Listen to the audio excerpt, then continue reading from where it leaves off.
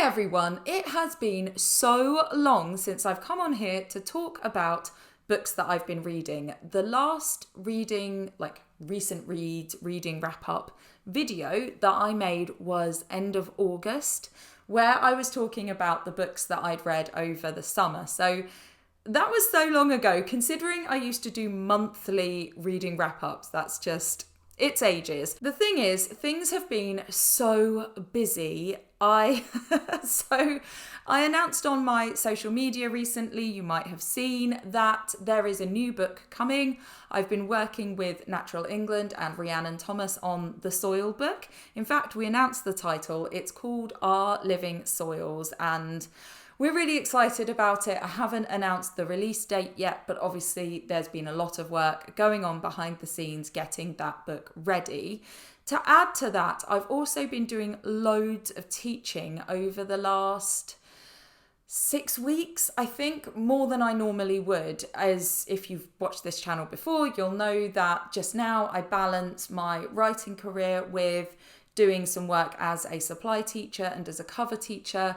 You know, you've got to pay the bills, and I have been doing more teaching days than usual because it's like banking it up ready for the next phase of the soil book. But it has meant that my time has been so limited, so not as much reading has happened as usually would. That said, I have read how many since end of August? 1, 2, 3, 4, 5, 6, I think. Is that right? I think that's right. 1, 2, 3, 4, 5, 6. Yes, it is. So this video will be my last reading wrap up of the year. I probably will read 1 or 2 more books over the Christmas period, but I'll include those in my next wrap up. However, if they are very good, I will talk about them in my favourite reads of 2024 video, which will go up at some point in the new year. So yeah, it's just, I feel like when you're really tired and you're working really hard, and the thing with teaching is it's such a demanding, mentally demanding job. And in lots of ways, so is creative work. It just feels like my brain has to really, really do a lot. And then when it's downtime, I don't have the, just the focus to read, and it's got to be a book that I really am sort of enjoying, isn't too much work. That's the thing. Otherwise, I'm just going to scroll, and I spend way too much time scrolling on my phone, don't we all? And I keep thinking about, well, should I, use one of these apps or something, or limit my time? But actually, I feel like when I do it, my brain needs it, and I know that maybe reading would be better for me, but I don't know. I just feel like my time spent brainlessly looking at social media is firstly enjoyable, and secondly, you could argue it's part of my job, and thirdly, I just sometimes need to decompress in that way with something that doesn't take that much focus. All of this said just means I haven't read as much as usual. The first book that I read since my last one of these videos, which I will link below, was All the Houses I've Ever Lived In by Kieren Yates. I really enjoyed this book. I saw this advertised somewhere and ordered it in from a fabulous local bookshop called the Folkestone Bookshop. They stock my books as well. Give them a follow. They are so nice. I ordered this in. You can get for them to do a stamp in the front of the book that says the Folkestone Bookshop. I didn't go for it this time, but I think I will in the future. Anyway, this book is charting this person, the author's experience of living in lots of houses over, I can't remember what the period of time is, but as they're sort of growing up. And this book came out last year, it's 2023.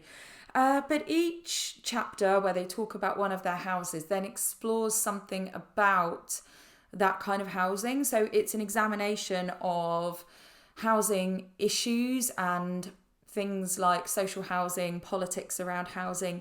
It is so interesting. And I went through a period of time when I was younger where we moved an awful lot, and I spent quite a big chunk of my childhood living in social housing. So I found this really, really interesting. There were definitely things in here I didn't know about, like this housing estate in London where it's like shipping containers, and obviously they're not designed for living in, so there's all kinds of issues. But then the book also explores the positive things like the creation of communities in estates like that. So super interesting. I really enjoyed it. For me, this is the kind of non-fiction that I really like. I do love a bit of sort of social discussion, and I learnt a lot. It was very readable. Excellent book. I gave it 5 stars. I loved it. Hard recommend. The next book that I read, I don't have. That was the only one I still have a physical copy of. The next one I read was Gone Fishing, Life, Death and the Thrill of the Catch by Mortimer and Whitehouse. One of my favourite TV programmes, if not my actual favourite TV programme, is Gone Fishing. For me, I always say to my husband, it's just nice. I feel like lots of TV, particularly the stuff that's like really good, is always scary or in some way unpleasant, because of course that's where the drama and the shock and all of that comes from.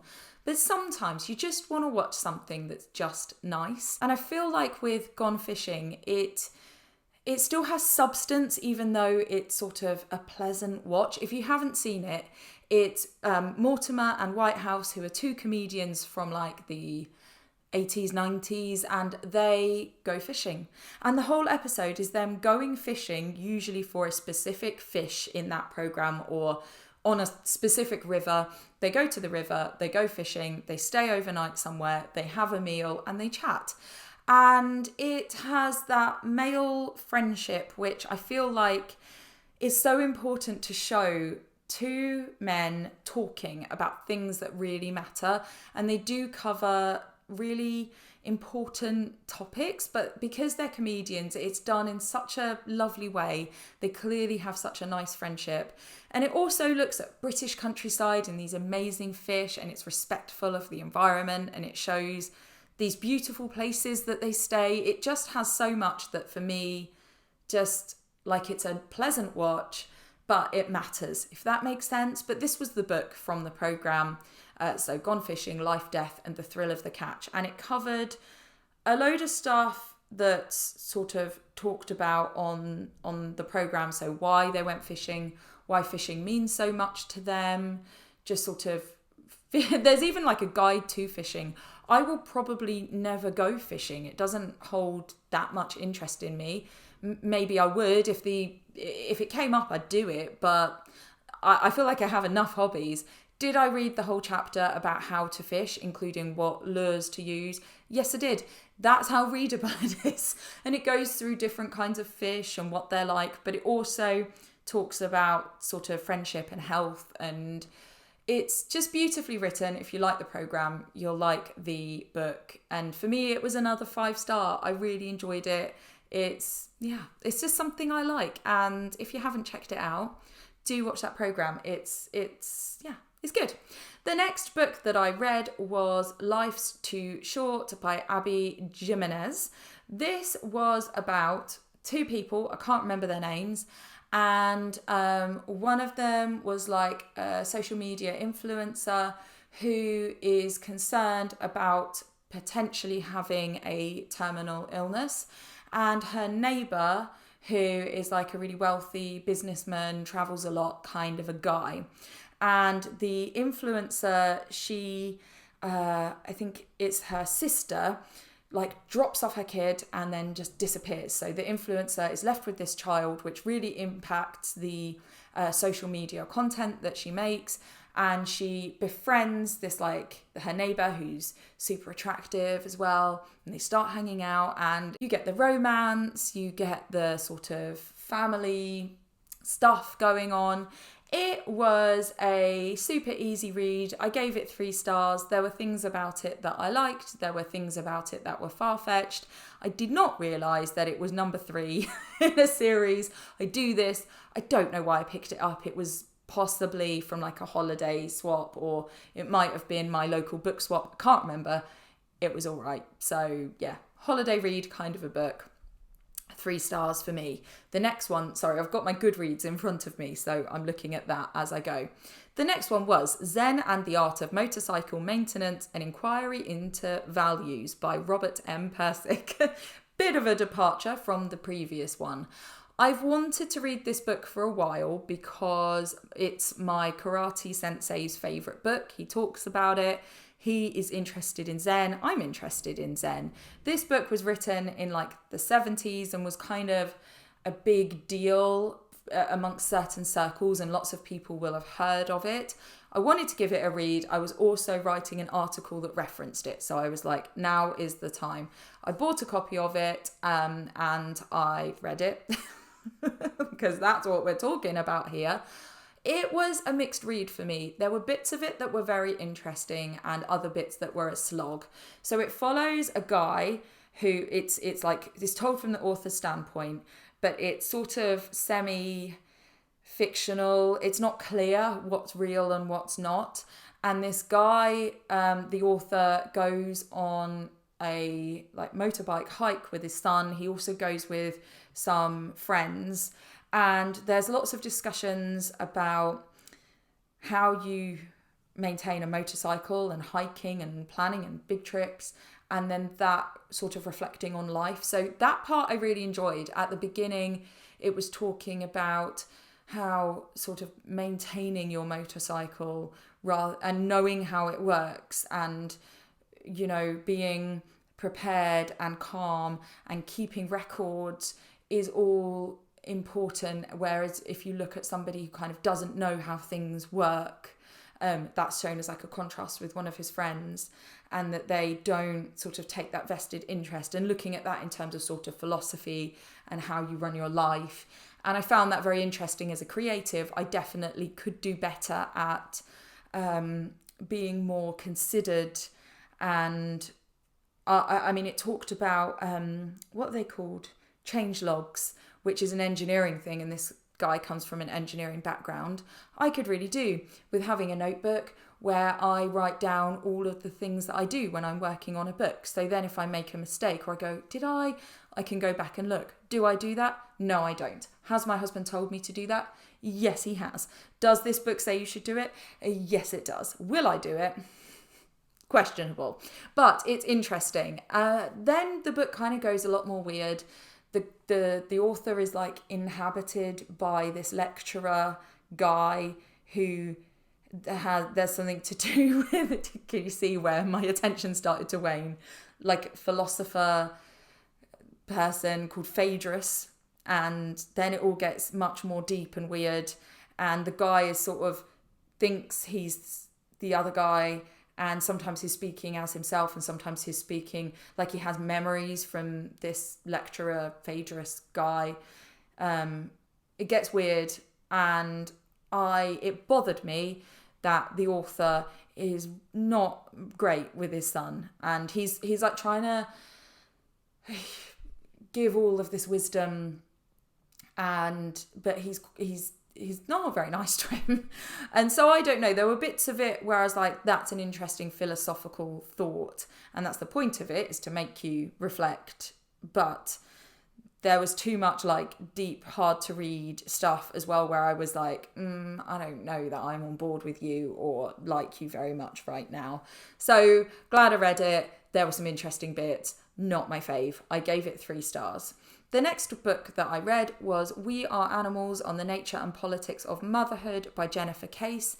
This was gifted to me as an ebook for me to review in a magazine, which is the members magazine for the Association of Breastfeeding Mothers. I sometimes review books in there, and I really liked this. So Jennifer goes through her experience of motherhood, a little bit like I did in Milk, although it's a very different kind of a book, but a similar feel in some ways. And she goes through various different things that influenced her experience of motherhood, such as sort of politics. So it's set in the backdrop of the last Trump presidency. I can't remember the year, but when all through his campaign and him becoming president the last time around. And so she's sometimes reflecting on that political situation in the States and her becoming pregnant and all of these things. Also things around just the sort of political and social influences when you're a parent, things like maternity leave, and she has a whole bit where she talks about like breast pump hire, and so it's a commentary on all of those things, and she's so honest. So she talks in it about how there's a whole section where she talks about should she have a second child and reflecting on that. Then she becomes pregnant and she hadn't really wanted to have a second child, and she talks at great length about how that affected her mental health and her parenting experience, and that's really interesting, really raw. Like, she is very open, and I massively respected that. I think it's so important to have stories that talk about all different sides of experiences in life, because we shy away from that in parenthood. We're sort of, we should be showing this as it being so lovely, and it's really difficult to have conversations around I felt negative when I had my child, and that doesn't equate sort of love of your child. It's just, I think it's such a difficult thing to discuss, and I think it's an important thing to discuss, and she does it brilliantly. There is one chapter in there that I really struggled to read because it's so visceral in the way that she writes about the political situation, and she drops in quotes, and it was very it sort of properly took me aback, and I had to keep putting the book down and be like, I need to take a breather. And maybe that's influenced by the political situation at the moment anyway, but yeah, parts of it were really hard, but still that was good because it was very affecting. And so I think this was a very cleverly written book, very interesting. I thoroughly enjoyed it. I gave it 5 stars. The next book that I read was Mad Honey by Jodi Picoult. For some reason, I haven't rated this on Goodreads. I'm going to give it 3 stars. So this book is about, again, I can never remember the character names. This is why I'm not a proper booktuber, is because my reviews are questionable. But I like talking about the books that I read. I've just looked it up because I felt bad. So this is told from 2 perspectives, from Olivia, who is the mother of a child who is important in this book, and Lily, who is the girlfriend of said character who's called Asha. So Olivia is Asha's mum, Lily is Asha's girlfriend. And it starts off with Lily and Asha. They are teenagers, they are dating, and we sort of look at that romance and the different, the times when they fall out and how they met and their friendship group, and we see it through the eyes of the parent and of the girlfriend. And then Lily dies. And so we then go into the court case, as Jodi Picoult tends to do. We go through the legal side of a thing that happens, and it's interesting looking at the legal case and the things that are important in the legal case, and sort of re-examining their relationship to see whether it was Asha that did it. I found this very readable. I read it very quickly. It had LGBTQ representation in it. It was very diverse. But for me, I think I enjoyed most of it, and I generally like Jodi Picoult's books. I like her style of writing, even though she said some mean things about indie writers about a year ago, but I do like her books nonetheless. And her TikTok is amusing, so I'll let her off a bit. I think I found that I didn't enjoy the ending of it, and it just, some of Jodi Picoult's books I've really got into and really enjoyed. This one, I think, just, although it was readable, although it was like a well-told story and had interesting parts, and I enjoyed the inclusivity, I don't know, just didn't quite, wasn't the one for me. And I think, do you know what I think it was? I did not enjoy the character of Asha, and I know that was partially the point, that he's meant to be this flawed character and we're trying to establish what kind of a person he is, but I just didn't like him. And I know maybe I'm not meant to, but I just, wasn't keen on Asher. And I also, the honey thing. So Olivia is a beekeeper, and at the beginning I was like, that's kind of clever, and there's recipes in the book, and there's sort of parallels drawn in a couple of bits with beekeeping. But as it went on, I was like, I'm not into the honey thing.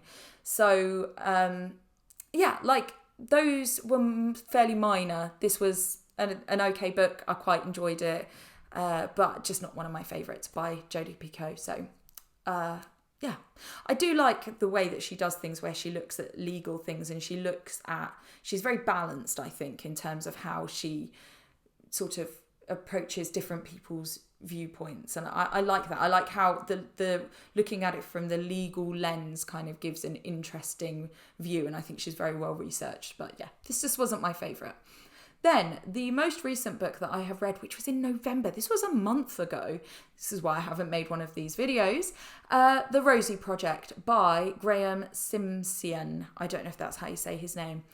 I tore through this book. I really enjoyed it. So this is about a professor called Don, who clearly is autistic, and Dom would really like a wife, a girlfriend, and so he comes up with a project whereby he makes like a survey to find the perfect wife for him that he will then date.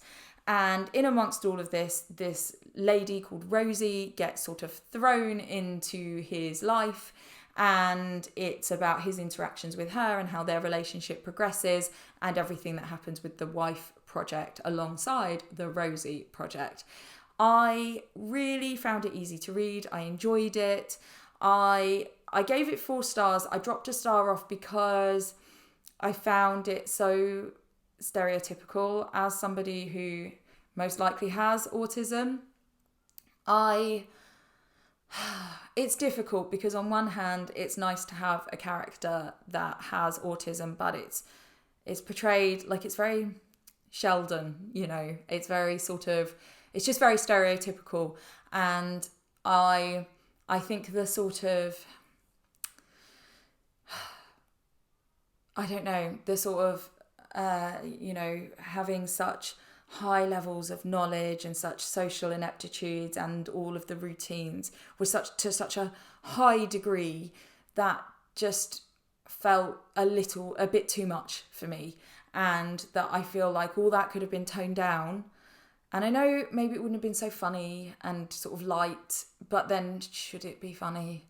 I just had this slight around that, the stereotypicalness, but did enjoy the writing and the story. It's so hard sometimes when you have like a misgiving about something like stereotyping of a character, because that feels like maybe that should be more of a turn off than it is. But I think perhaps it's because it wasn't handled like terribly. It was just sometimes a bit sort of, I don't know, I guess it's that sometimes autism is portrayed as one thing, and it's not my experience of it, and the people I know who are autistic, it's not their experience of it. Autism is a spectrum, and the fact that when you say autism, the kind of autism that's portrayed in this is often what you think of. Maybe that's what kind of makes it feel a bit awkward to me. But, I do like a romance written from a male point of view, and I think that was partially what I liked about this one. So I enjoyed it, but not my favourite. I gave that one 4 stars. At the moment, I'm reading, is it called Lessons in Chemistry? I can't remember. I'm enjoying it. I'm also very, very slowly reading, what's it called? Crazy Rich Asians. I've been reading that for months, but I just only seem to be drawn into reading small sections of it. Anyway, as I say, if I do read any more books between here and the new year, they will go into my next reading wrap up. But at some point soon, I will go over my best reads of 2024. I haven't read that many this year, but really, who cares? It's not about numbers. I have enjoyed what I've read. So let me know if there are any books that you would recommend for me to read, given the things that I've said. Let me know if you've read any of these, if you enjoyed them, how you feel about them. I would be so interested. Or if you've read some of these authors and you have thoughts about them. I feel like I have such eclectic taste, which is another reason why like my booktube was never going to take off, because I don't read in one specific genre. I read so many different things. I'm not just reading like contemporary or middle grade or YA or whatever, like some of the booktubers that I have watched in the past. I feel like I'm not niche enough. And also, as we've already said, my reviewing is sometimes a little flawed. But anyway, I hope you found that interesting. If you've stayed till the end, thank you so much. Please hit like, leave me a comment. Do subscribe if you haven't already. I typically talk about writing, but I do sometimes talk about reading. Thank you so much, and I will see you all soon. Take care.